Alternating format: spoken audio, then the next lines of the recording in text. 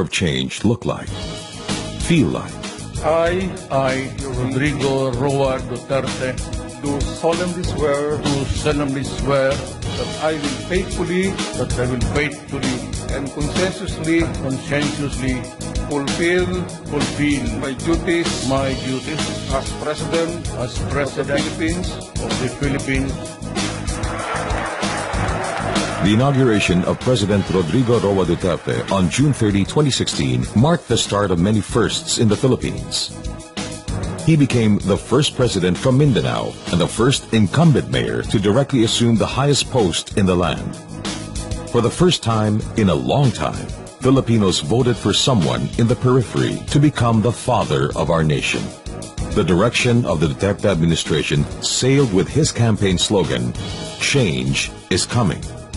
It has now been 365 days since change has come. Let's take a look at the change felt by Filipinos all over the world through the administration's three key agenda: prosperity for all, law and order, and peace. But that change, if it is to be permanent and significant, must start with us and in us. Sustained economic growth attracts more investments, which leads to more jobs and therefore more tangible benefits in the day-to-day lives of Filipinos. This is what prosperity for all is about and what this government seeks to achieve. President Duterte believed that strengthening ties with our neighbors should be at the heart of the Philippines' foreign policy. Throughout his first year, he prioritized visits to our Asian neighbors, such as the ASEAN, Japan, Hong Kong, and China. He also attended the ASEAN summits in Laos and accepted the ASEAN 2017 chairmanship. In keeping with his mandate as the head of the state, he also visited other countries and states, such as Peru, Saudi Arabia, Bahrain, Qatar, and Russia, which bore fruit to various business deals and opportunities amounting to more than $35 billion. These are investments that will significantly boost the Philippine economy. There is prosperity in transparency.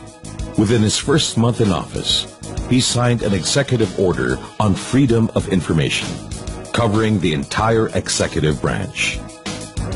On September 14, 2016, Typhoon Prrd devastated Batanes and damaged an estimated 800 million pesos worth of houses, government infrastructure, and crops. Immediately, President Duterte approved an 835 million peso budget for the Batanes rehabilitation. In between two foreign trips, the president still went to visit Cagayan province after it was ravaged by Typhoon Lawin. The typhoon left damages amounting to 657 million pesos in its wake. However, there was an outpouring of foreign support that reached 3.8 billion pesos for rehabilitation. In the field of agriculture, 46 billion pesos were allocated to the Department of Agriculture for research and development, market expansion, agricultural and fishery support, and the construction of farm-to-market roads this year. At least 51 billion pesos were allotted for the agriculture-related agencies, such as the National Irrigation Authority and the National Food Authority. This has allowed free irrigation for all farmers, another promise delivered by the President. Through the Rice Production Enhancement Program, a budget of 9.7 billion pesos for 2017 were allocated to help farmers increase their production. 727 hectares of the Hacienda Luisita were placed under the Comprehensive Agrarian Reform Program, and around 4,000 farm workers were awarded with lots. Prosperity also means accessible education for all. 8 billion pesos were allocated for the implementation of free tuition in all 114 state universities and colleges in the country. Come 2017, Dutertenomics, the economic and social development blueprint of the country, was launched. China pledged $24 billion of investment. Japan will invest $11 billion. while Russia has $875 million worth of business deals. This makes debt to GDP ratio in 2016 ease up to 34.6% as compared to the 36.2% posted in 2015.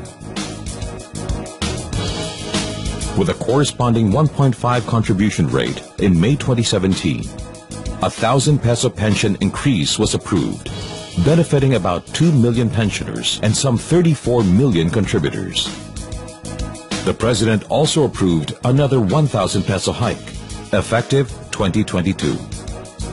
The Philippines has hosted the ASEAN 2017 with the theme, Partnering for Change, Engaging the World, reflecting the Philippine government's advocacy to promote unity with and among ASEAN member states and its global partners.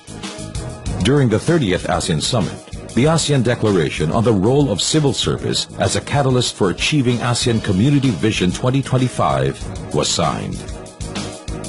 The civil service plays a pivotal role in providing vital public services to the people and drives national and social development, all of which are important in ensuring that the people feel the benefits and relevance from the ASEAN. In the energy sector, 26,321 households were finally connected to an energy supply through the Department of Energy and its private partners. 2 major power plants began commercial operations to ensure more secure energy for all.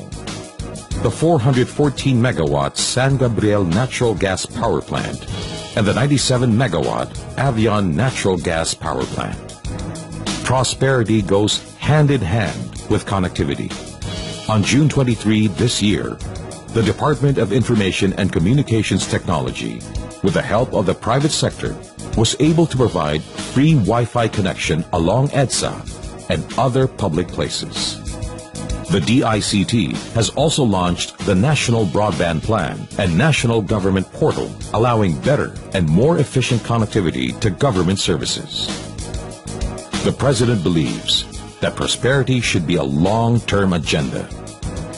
On June 2, 2017, the National Economic Development Authority launched the Philippine Development Plan with a vision that by year 2040, the Philippines shall be a prosperous, predominantly middle-class society where enjoy long and healthy lives, are smart and innovative, and live in a high-trust society. Law and order are elements of a stable and progressive nation. When President Duterte assumed his post on June 30, he set out to fulfill his promise of dealing with the proliferation of hard drugs and criminality. The Duterte administration aims not only to end the drug menace, but to ensure that the drug surrenderers are rehabilitated and are reintegrated to their communities. Law and order should also ensure public safety and confidence from unlawful elements.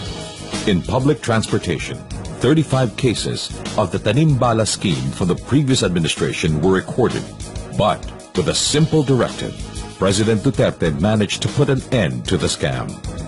The President also managed to significantly improve airport and airline services by upgrading the facilities and internet connection. According to travelers and businessmen, there is now less delay in flights, smoother landings, and faster transactions. In times of natural and man-made calamities, the Duterte administration has also pre-positioned emergency relief supplies in disaster-prone areas that have enabled the government to provide assistance to the residents. During relief operations, government resources were properly and expeditiously spent to provide the much-needed aid to the victims. There has also been a marked improvement on LRT and MRT services, including basic operation and convenient facilities like the 34 escalators and 32 elevators. On average, MRT ran 23 trains daily on a speed of at least 40 kilometers per hour. But with the initiative of the current administration, it now runs 60 kilometers per hour with an average of 500,000 passengers every day. For the LRT, operating hours were extended, allowing 554 trips compared to the previous 512 trips per day. It also increased speed from 40 kilometers per hour to 60 kilometers per hour and caters more than 400,000 passengers every day. Another campaign promise was fulfilled as President Duterte brought the well-renowned emergency response system 911 from Davao City to a nationwide scale, launching it together with the government complaint hotline 8888. The hotlines handle an average of more than 200 calls a day. The staff works on rotation for 3 shifts to meet the hotline's 24/7 demand. President Duterte required the entire government to simplify government transactions in order to eliminate long lines. For example, the Bureau of Internal Revenue simplified the processing of tax clearances and certificates, authorizing registration for real property and shares of stock to only 3 to 5 working days. Meanwhile, documents like NSO certificates can now be applied for online at the nsohelpline.ph, while DFA applications are now easier through their website, passport.gov.ph. The President directed the repatriation of over 19,000 stranded OFWs and personally welcomed them at the airport. A one-stop service center for OFWs was opened at the Philippine Overseas Employment Agency in Mandaluyong City and has served more than 200,000 clients with 15 satellite offices. This has shortened the time to process their documents and reduce expenses of OFWs, as the services can be availed in just one location. The President also signed significant administrative and executive orders such as EO1, Reengineering of the Office of the President towards greater responsiveness to the attainment of development goals. EO2, operationalizing in the executive branch the people's constitutional right to information and the state policies to full public disclosure and transparency in the public service and providing guidelines. EO3, increasing the rates of combat duty pay and combat incentive pay of the Armed Forces of the Philippines and extending the same allowances to the uniformed personnel of the Philippine National Police. EO4, providing for the establishment and support of drug abuse treatment and rehabilitation centers throughout the Philippines. EO5, approving and adopting the 25-year long-term vision entitled Ambisyon Natin 2040 as guide for development planning. EO8, amending further Executive Order 120, Series of 2012, as amended by Executive Order Number 187, Series of 2015, on the Bangsamoro Transition Commission and for other purposes. EO10, creating a consultative committee to review the 1987 Constitution. EO12, attaining and sustaining zero unmet need for modern family planning through the strict implementation of the Responsible Parenthood and Reproductive Health Act. EO13, strengthening the fight against illegal gambling and clarifying the jurisdiction of authority of concerned agencies in the regulation and licensing of gambling and online gambling facilities. EO15, creation of an interagency committee on anti-illegal drugs and anti-illegal drug task force to suppress the drug problem in the country. EO26, providing for the establishment of smoke-free environments in public and enclosed places. Real Numbers PH was launched to counter misinformation in the war against illegal drugs. Now, citizens are given regular updates on the progress of this campaign. The war on drugs has resulted to 1.3 million surrenderers and billions worth of seized illegal drugs. Under President Duterte's administration, government media like the People's Television Network, Philippine Broadcasting Service, Philippine News Agency, Philippine Information Agency, and Radio Television Malacanang undertook a major revitalization plan to improve the station's programming and expand their nationwide presence to be at par with state media outfits. A comprehensive communications committee was also formed to further integrate these various government media agencies. While law and order was being strengthened, the seeds of peace were also being planted. The Duterte administration began talking peace with several longtime revolutionary groups in the hopes of bringing an end to internal strife that has plagued the country for decades. Even before assuming the presidency, then Mayor Duterte had a cordial relationship among revolutionary groups, citing his being a socialist and having Moro lineage. This served the country well, as the president opened the channels for peace talks with the communists and the Moro revolutionaries. The president even offered several cabinet posts to the Communist Party of the Philippines and the Muslim revolutionaries in a show of good faith in the peace talks. In March 2017, President Duterte resumed the peace talks with the Communist Party of the Philippines, the New People's Army, and the National Democratic Front, stressing the point that communication and good intention are vital steps towards peace. On the Moro front, several meetings were held with the Moro Islamic Liberation Front to achieve peace in Mindanao. To broker a deal with our Muslim brethren, President Duterte signed an executive order expanding the panel that would draft an improved version of the Bangsamoro Basic Law.